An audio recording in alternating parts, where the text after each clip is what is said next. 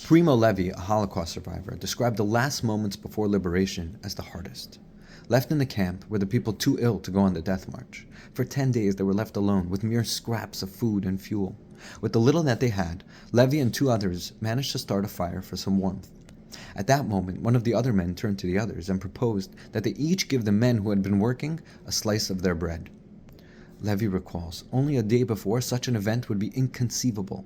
The law of the concentration camps was eat your bread, and if you can, eat someone else's. But at that moment, the law of the camp ceased to rule our lives. It was the first human gesture that occurred among us. It was the beginning of our transformation from prisoners back to men again. In other words, true freedom and redemption lies not only in removing external oppression, but in finding fellowship and connection.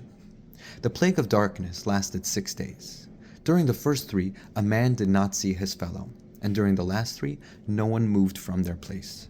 The darkness was so thick, so paralyzing, that they were unable to move. The Hasidic masters explain that this is not 2 separate stages of the plague. It's the natural progression and development of darkness.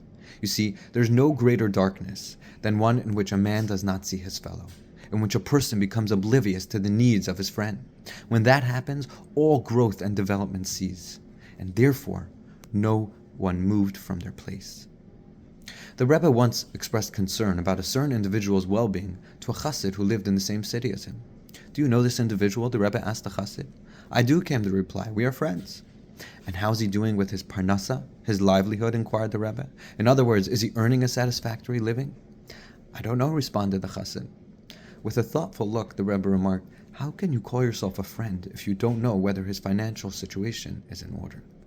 Mashiach energy tells us that freedom is not just achieved with each other, but through each other. Mashiach energy is when we view another not like an other, but a brother.